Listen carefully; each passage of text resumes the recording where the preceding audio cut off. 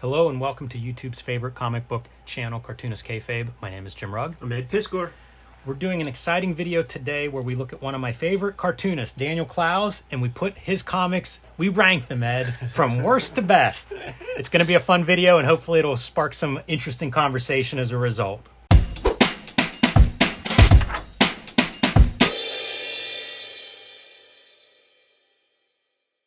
I want to remind everybody that Cartoonist Kayfabe has a Patreon. We have 3 different levels that will get you access to our videos early, and at the King Kayfaber level, you'll get access to all of our videos first, as well as the recording session. As we are speaking right now, King Kayfabers are joining us in the chat room and probably giving us their opinions of which order these books should be put in. I also want to let everyone know that we will be at Baltimore Comic-Con the second weekend in September this year.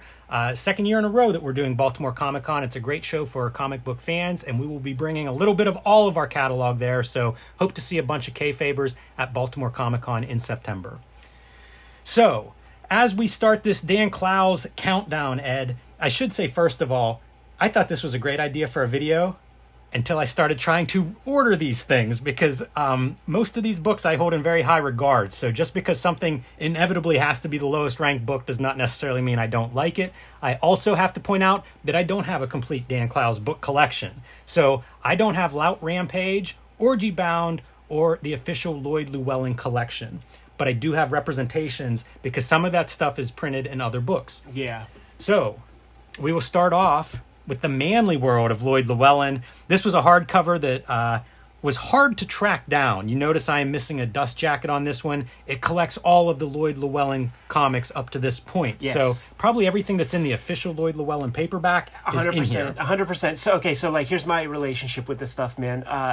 It was a birthday, and I had my money, and I'm like, this Dan Clowes guy comes up a lot in Palmer's Picks. I'm going to give some of his comics a shot. And with the birthday money I had, there was the Manly... What's this called? The Manly... This is the Manly World of Lloyd Llewellyn. Yes, so there was this. There was the other collection that has like 11 stories. Mm-hmm. And what I ended up doing was getting that collection plus Lout Rampage for the price of this. Always regretted not getting this, though, because this is the complete Lloyd Llewellyn. Mine's not complete. Yeah. Sons of bitches. I found one I could afford and I paid the price for it. Part of the reason that I have this ranked near the bottom of my reading list is this is very early Dan Clowes, and it's cool to see his stylistic ticks are visible here, a lot of them. I think it looks great. I think some of these stories are really fun to read. But when I think about what makes Dan Clowes a special cartoonist, this is really early on in his development. Totally. And something had to come in at this spot. So this is where I happen to rank this one, but there's a lot of great cartooning and drawing and fun comics. Probably a funner, sillier Dan Clowes in here. He's getting a lot of that out of his system with Lloyd Llewellyn. All of his like bad TV interests, the pop culture stuff, like these little statues, and we just saw the Rat Fink stuff. But the interesting thing is he was real early on showing that stuff off in comics. You know, Rat Fink gets a resurgence later, and some of these other tropes that he is talking about, like, just were not like Russ Meyer. People, yes, it was very, very niche, and potentially he helped start that conversation up again. But I'm just going to hedge, Jimmy, and say that my top 10, we're going to go. The oldest is 10, and then number 1 will be the newest, because that's how I feel about his work. Yeah, it's hard to argue with that approach for sure. Like, trying to figure this stuff out, I was trying to think, like, what do I want to read next? You know, if I'm going to pull something off the shelf, which one do I most want to read? And it's challenging, you know, to put this in order. If we did this video next week, I'd have a different order probably. Yeah, here's the other thing that's challenging, because we are juggling successful art careers. And something like Ghost World, Velvet Glove, Lloyd Llewellyn, I read 50 times. Yes. 100 times. I read Wilson maybe 3 times. I need to reread this one. I read Patience once. Yes, I read Mr. Wonderful once. Wilson is one I'd like us to do on this show, because this one surprised me where it ended up falling on my list. Me too, actually. Pretty low on here. It's not my favorite, even though there's stuff I like about it. But I think overall, Wilson is a character that I don't connect to as easily as some of the other characters. I really like his writing and his characterization. But in this case, Wilson's tough for me. He's an unlikable character. He's a little bit of a cartoon. There's some charm to that, but it's a little bit different than, again, what I think of when I go, what I love about Dan Clowes comics, it's not all in this the way it is in certain other Clowes books. See, this would be higher on the list, whatever corresponding, place it would be to the newest. Because the things that I like about Clowes, sure, there's the characterization, all that stuff like you say, but I like that he is formally experimental, but still 100% perfectly readable to anybody. And the conceit with this one, you can see these titles on each of these pages. These are single Yes. strips. And this was done at a time, he said it in interviews, so I'm comfortable saying it here, his father was passing. Yeah. He was bedside with his dad, and his pops passed away. And he just had notebooks, and was, for every one strip in here, there might be like 5 strips that he wrote and designed that didn't make it. And there's a little autobio in here because Wilson's dad dies, and there are things that Wilson says that take you out of the Wilson character, and it feels like Dan Clowes talking to the nurse that said something maybe semi-disrespectful about his pops. Because the dad is like a professor, like all that kind of stuff. The other interesting thing is playing with cartooning. Mm-hmm. So each strip has a different aesthetic. Like this is like, is it Ivan Brunetti that you're doing? Right? Kind of looks like it, right? Yeah. So that's an interesting piece also. And this is lean to the bone, man. Like this is lean to the bone. You don't see a lot of like the inciting incidents, but you know what happens between pages, kidnappings, all that stuff. He ends up in jail. It's just stripped to the core, which makes it an amazing thing to read as a cartoonist. Yeah, I'm eager to actually reread this. So, like I said, I hope that we do a deeper dive on this in the near future, and it may move up in my ranking once I do, because there's a lot in here that I like. And one thing that happens when new Dan Clowes books come out, I'm always super excited for it. They're always different than whatever I expect. Yeah, like he's a guy that does not. He has some themes, and you can certainly see his style from a mile away, but definitely does some different types of stories, and it can be a little bit disorienting when a new book comes out and you sit down to read it and it's like just very different than my expectations. And Wilson, I think, had a little bit of that. We interrupt today's video to tell everyone we will be at Baltimore Comic-Con September 8th, 9th, and 10th. We also want to remind everyone these videos are brought to you by the Cartoonist Kayfabe Patreon. There are 3 levels there that will get you access to our videos ahead of everybody else. And at the King Kayfaber level, you'll get all the videos first, and you'll get to sit in on the recording sessions. These videos are also brought to you by the books that we make. Ed Piskor's Hip Hop Family Tree Omnibus, collecting all of the Hip Hop Family Tree comics in one handsome volume, along with 140 extra pages, will be out this fall. The proof is here, and it is shipping now to comic book stores and bookstores near you. Put your name on a copy ahead of time if you want to make sure you don't miss out. Red Room Crypto Killers. The final series of Red Room comics is now being serialized. Issues 1, 2, and 3 are available. 4 will be out shortly. There are 2 trade paperbacks of Red Room. They are all self-contained. So buy whichever one you see first and enjoy yourself. X-Men Grand Design is going to be collected, all 3 volumes in one oversized volume this fall from Marvel Comics. Put your name on a pre-order for X-Men Grand Design if you want to get that in time for Christmas. My latest books, True Crime Funnies, 3 nonfiction comics, true crime, and wrestling comics. These are available on my website or on my Patreon. Street Angel Deadliest Girl Alive from Image Comics, collecting 8 complete stories of the Deadliest Girl Alive, the Plain Janes for the young adult reader in your life, and the Hulk Grand Design Treasury Edition is available now wherever books and comics are sold. And now back to today's video. This is Mr. Wonderful. This came out from the New York Times whenever they were serializing different artists, and this was the story that Dan Clowes did. You can see published by Pantheon. Wilson published by Drawn and Quarterly. So most of his output is from Fantagraphics, but there are a couple of ventures outside of there. And this would represent the kind of graphic novel boom that happened for a while. Like New York publishers are jumping on board and giving giant advances. Yes. One of the things I love about this story is our main guy here, Mr. Wonderful, middle-aged guy. This is a type of protagonist I'm starting to enjoy more and more as I identify with them. I was going to say, this is the boomer comic. Yeah, boomer comic, although, we're moving into that age group quickly.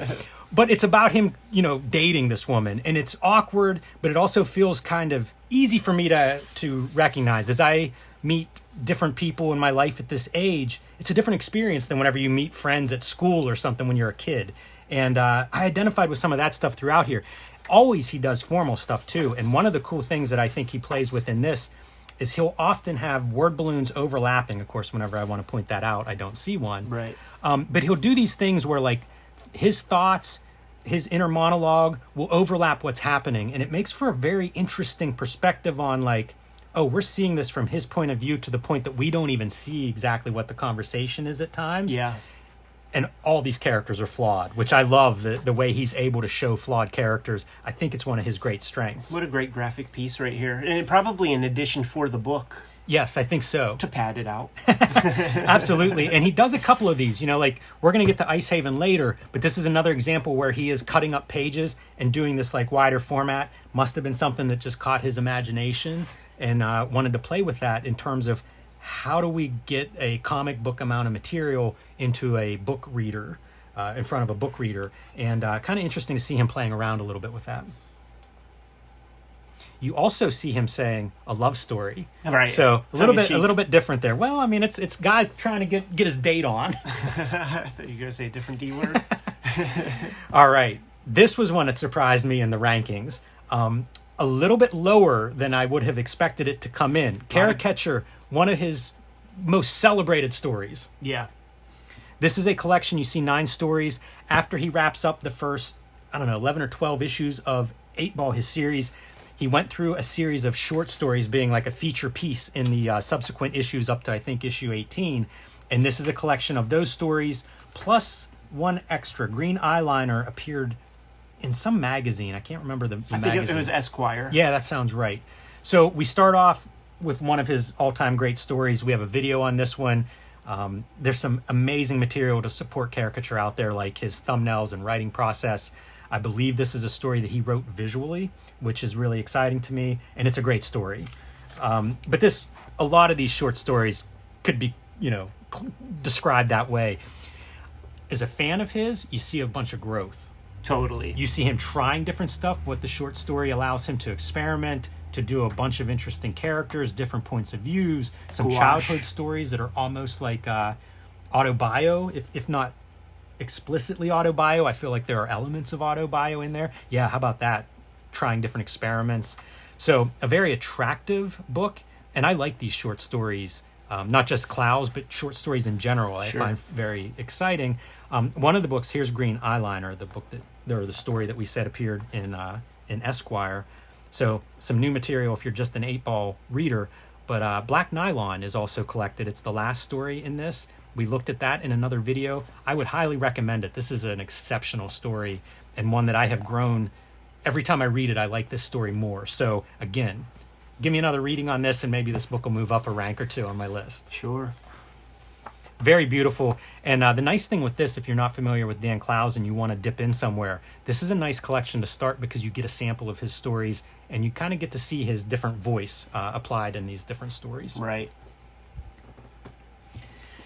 I noticed whenever I was trying to organize my thoughts on his catalog, a lot of this stuff pairs up. Right. So 20th Century 8-Ball, I mentioned not having Orgy Bound and Lout Rampage. Those collect a lot of the short stories from the first 12 or so issues of 8-Ball. Some of that overlaps in here. I think 100% of it overlaps. And if we were to do a video about what is your recommendation to somebody who's new to Clowes, this is my recommendation. Oh, interesting. Yeah, this is a good collection. This moved around a lot as I was trying to place it. This is your table of contents. You can see there's a lot of great stories, and there are classics. Art School Confidential, one of the greatest comics I've ever read. Yeah. So that one's in here, which is a great one if you're going to hand it to somebody new. This was a crucial book at the time, too, because we were devoid of new Dan Clowes comics for, I feel like, years at that point. Maybe he's doing Ghost World movies. I forget exactly what the circumstances were, but it was years before we had a Clowes comic. So this represented the only Clowes comic to come out for a real long time. Yeah, and you can see there are some new stories just for this collection. It's that last page, Tits. Tits McGee. Man, I'm looking at this, and from the very beginning, the Lloyd Llewellyns, his lettering is spot on. I look at this kind of thing and I would just stare at these pages Sure. and wonder, might be the best letterer in American comics. Sure. I mean, it's hard to beat something like this. It's between him and Ware. And look, here you go, Art School Confidential, one of the classics. Used to hear about how this would be photocopied to the point of almost hard to read it. And OG viral. And again, experimentation. A very different approach to cartooning than what you see in Art School Confidential, where it's a more traditional scale of your figures. But look at these big head figures, full color. So playing around, and you could do a lot worse than hand this to somebody if you wanted to introduce them to Dan Clowes. It's a pretty good collection, again, of what he's capable of. I mean, look at that. Pretty far out. Totally.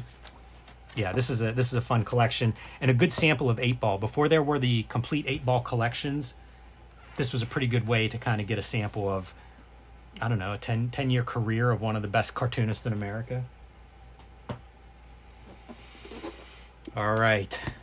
Patience.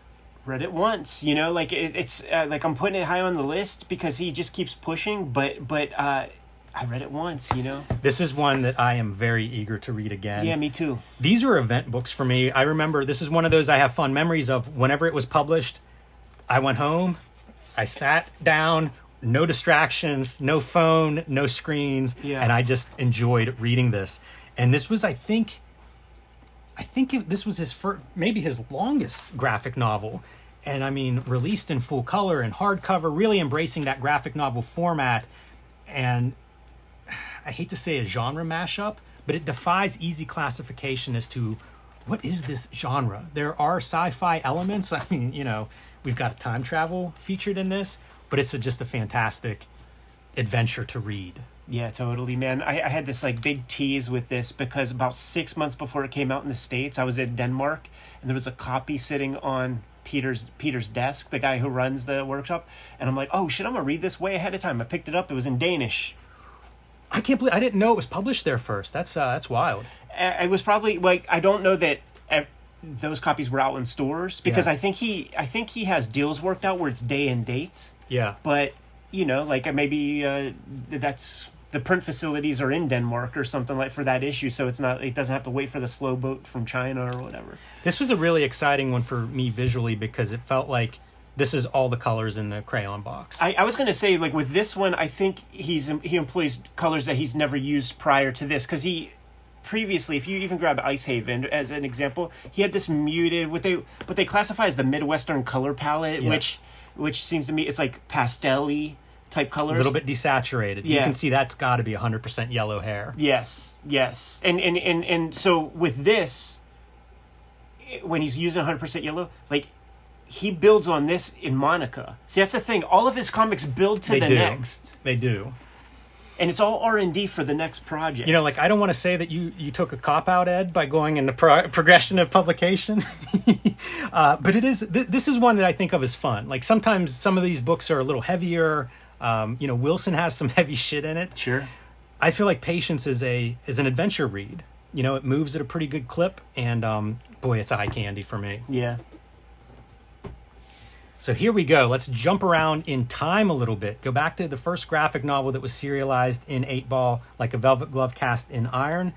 I'm mad at this cover. Yeah. I love the original cover of the first printing of this. I don't have that edition, but this is probably for a lot of us, this is maybe our first exposure to Dan Clowes. If you're a longtime comics reader, that was some of my experience with it. I still think this is one of the most striking images, panels, title page, whatever you want to call it, in all of comics. Like, it just pops. This is the cover of his monograph art book, and good reason for that. So that's how you start a comic series, by the way. This is your page 1 of 8-Ball issue 1. Right. And damn, dude, if that doesn't leave a mark, I don't know what does. So this would be like low on the list for me. You know, like this would be closer to like a 9 or a 10.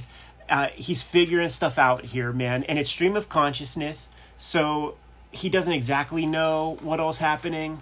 One of the things that he would mention in interviews is that, like, his first wife would, like, see this stuff and say, like, you're putting too much personal stuff on the page, and when you read it, you're like, what could that possibly fucking be, man? Yeah, this is what we're looking at on screen when you say that. And I do have theories about that, which I will not share here. I'll share it with you on our next drive to Baltimore or whatever.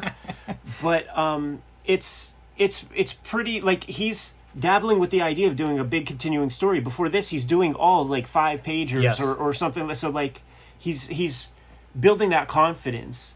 And there's a lot of growing pains here, man. Like Clay Loudermilk. Like let's go to page 1 and page, the last page, and see where how our protagonist progresses. Like this is our guy, right? Yes, and this is over the course of a couple of years. Sure. Creating this. I've read in interviews where he talks about how he kind of had to limit his drawing by the end of this because he still wanted it to all fit together. Yeah. But he had grown so much as an artist, so that's kind of just a weird concept to consider. And it turns to Dan Clowes from that period, You mentioned about stream of consciousness. This would often get compared to like David Lynch and the work of David Lynch. And I don't know how it could not be. Like the Twin Peaks elements are totally there. Twin Peaks was on TV at the time that this was made. He's a hip dude. Like I saw this character is like an iconic like image on a for real like bubble pipe thing from the 60s. Like that's a real character. Yeah, there's quite a bit of that in here. The little tattoo is that's a real thing. Yeah, there's a cult. This is just a strange story. I don't know that it's as good of a story as some of the others that have already appeared on my list, but it's one that I have a personal connection to because it was kind of an entry point. Like I read this and went, "What just happened to my brain?" Yeah, totally. And the way it ends, and I like that effect. Certainly, when I discovered it. Yeah, there's your little tattoo carving thing on the. And foot. I've seen dozens of people with that tattoo. At the age I was when I got it, because I was very young. Yeah, I know, there he is. And then Tina, she's the Boba Fett of Velvet Glove. I was not prepared for such a comic, and it just baffled me. I love the journey, but I was so used to Marvel DC, like stick the landing and give me something that I could hang my hat on, and this does not have that. Incoherent and engrossing. I think that sums this up pretty well. Incoherent and engrossing, perfect. But visually, man, it's very powerful to me. All right, so I think we're up to number 6 now on my list. I should have kept numbers running as we went, but this is The Death Ray, probably the biggest book on the Dan Clowes list. And if you held a gun to my head, this would probably be number 1. Ooh, for me. Exciting. I really enjoy this book. This is a fun read. This was the follow-up to Ice Haven, which I think it felt like it was a big leap for Clowes, like conceptually. And then it's that thing of like you discover something, and now you almost get to build a book or a story around that discovery. And in this case, it's using a lot of different styles, points of view, jumping through time. It really creates, for fiction, I think it really creates that thing of open storytelling where it's kind of up to you, the reader, to make sense of certain moments in this story. You know what else it does, combined with the love of superheroes that a lot of us have. Totally, which probably is what edges it high on my list for me. But what else it does is it solves the problem that occurred with Velvet Glove, where he had to limit his style to try to keep cohesion. Well, what if you just don't have that kind of cohesion? What if you don't bind yourself to that? What if you realize that was a mistake in your process, because it's not going to be like I could do this every couple of months or something. It's going to take me a long time to make the comics I want to make. So don't bind yourself to a style, and the form follows function. Yeah, and this also continues. I think Ice Haven was his first full color book. Yeah. And this is the second one. So like you're seeing a guy who's added a significant element to his storytelling tool set and probably getting more comfortable with it and applying some of those lessons. So this is a fun book for sure. I think the superhero genre keeps that fun tone, again, compared to some of these books that may be a little heavier at times or a little bit different genre. The superhero keeps it, I don't want to say whimsical, but look at the spread. Right. That's the word I'm going to go with here. Really fantastic. Also, he's so good visually. I think that's not always accepted because this is not your foreshortening of Marvel style, but he's able to just go in a lot of different directions visually. And because he's such a strong writer, I think that sometimes he doesn't get the visual due that he deserves. Extremely inventive. And this book shows off that inventiveness. Man, Ed. David Boring. Talk about one of the early works for me. David Boring, first part, was when I started reading Dan Clowes. At that point, I'm buying up all the Clowes, the 8-balls, the collections that I could find, everything I could find, and then buying the David Boring issues as they would come out slowly. So this is another one that is very near and dear to my heart. This is one I bought used because I had the single issues. Right. So you can see I guess Greg owned this book before I got hold of it. This is one I'm excited to actually look at on the channel because I think there's a lot here in terms of his other work. Yeah. I think Monica has some stuff that he figured out story-wise in David Boring, and visually this is another one. I think he is drawing this digitally. The grayscales, not the line art, but I think the grayscale, it's not applied by like a Zipatone. I think it's a grayscale that's applied digitally. And I think actually what he's doing is it's a ink on paper, and it just gets converted. I don't know 100%, but this may be the first, the issues of 8-Ball where this corresponds with, might be the first introduction of like John Kuramoto coming in with the computer chops to hip him to production, because there's that like the Wayne Boring kind of like dot color separation stuff that's being done. There's different kinds of grays showing up too, because I think sometimes there's a Zipatone gray. Yeah, and you know what? Some of this is feathered gray, which would make me think it's a second layer that he's either scanning or doing like an overlay or something. Yeah. Yeah, it's a very noir story, which is where I think this gray and all this emphasis on shadow comes from, and I find that super appealing. Yeah. You know, as a guy who is capable of color, this is really going to another level.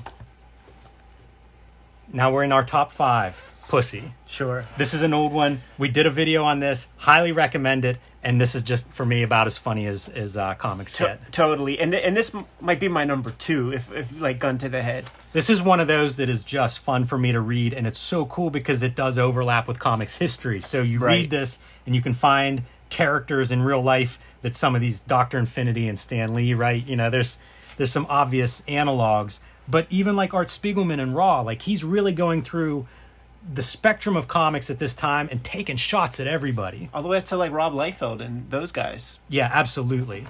So it's a pretty fun... There he is, Gummo Bubbleman. And people call Art Spiegelman Gummo Bubbleman behind his back.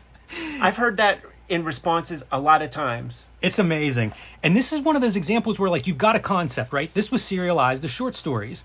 And when you get to like the origin of Dan Pussey, I feel like this really shows off his writing skills, where it's like, I've been thinking about this character and I got an idea for this. Like the young Dan, and what he looks like drawing his characters in school and being ridiculed. It's rich in a way that should be a throwaway gag. He really builds a character out of it. And he's able to express such utter frustration at a time when he needed to. Because like, who is his table next to at San Diego Comic-Con? That's what this is cutting promos on the comics industry. All right, number 3, Ghost World. I can't remember if we covered this or not, Ed, but this is... Oh, we did an episode on this. His big seller here. This is another one that was serialized, started out as a short story. Did one episode, no plans to do more, but those characters took over and ends up being one of his most famous stories as a result of that. I always think about the 2-color, which is kind of like a television convention I think he's talked about in various interviews. That's what I see here, and... why not? Looks good to me. Yeah, don't they call it blue light? They do indeed, yep. That is a book that I have gifted to people over the years. You know, I feel like that's one that you could hand a non-comics reader and they'd have no problem understanding it and being able to keep up and go along. Icehaven, one of the great single issues in comic book format, and in this case, reformatted again for that bookstore crowd, bookstore sales, and for that bigger price tag. Yeah, and I'll be honest, I kind of like reading it this way. I think it works pretty well. It feels more like a comic strip in certain ways, or a comic strip collection, which was one of the conceits of the original. And this is a mystery, a kidnapping mystery set in a small town, Icehaven being that town, and a chance for Clowes to show off what a writer he is, as we see a cast of, 20 plus characters, and we follow several of those characters in their own strips, in their own styles, kind of having their own storylines. Just an amazing inventive. I remember when this came out, all of my friends in comics, we talked about this a lot. Absolutely. Because there were some new narrative devices in Icehaven. So what's the number 1, Jimmy? Number 1. We shared that. Is Monica. And I don't want to spoil anything. We will do an episode on this coming up. But I will say part of my figuring out a list was, what do I want to read next out of my Dan Clowes collection? And I am eager to read Monica again. So who knows, maybe next year I'd rearrange some of these. But as of now, I am super psyched to get into this book again. And I'm super psyched for the episode we'll do on this in the time appropriate upcoming month. Absolutely. Sounds great to me, man. I can't wait to crack this open again because it does feel like a culmination of all of his experience from all the comics that we just showed off. We'll leave it at that. You good to go? I am. Kayfabers, like, follow, subscribe to the YouTube channel, hit the bell. We can notify you when new vids are available. The Cartoonist Kayfabe Patreon will get you the videos before anybody else gets them. We are going to be at Baltimore Comic Con, but ultimately the videos are brought to you by the books that we make. Jimmy, tell the people what you got. True Crime Funnies is my latest book, self-published. 3 nonfiction stories. I have sold out of the first printing. So if you want one, you can get a PDF at my website, or you can read it on my Patreon, and reprints are coming. My other books that are available, The Plain Janes for the young adult audience out there, Street Angel, Deadliest Girl Alive, back in print after almost a year out of print from Image Comics, and my Hulk Grand Design Treasury Edition. Look at that oversized masterpiece. Pick that one up wherever books and comics are sold. Hip Hop Family Tree Omnibus is coming to you this holiday season. It's collecting the 4 volumes of Hip Hop Family Tree with 150 plus pages of additional material. The books are here. The Eagle has landed. It's the best book I ever made it, and it's cheaper than a Marvel Omnibus, so get your hands on that.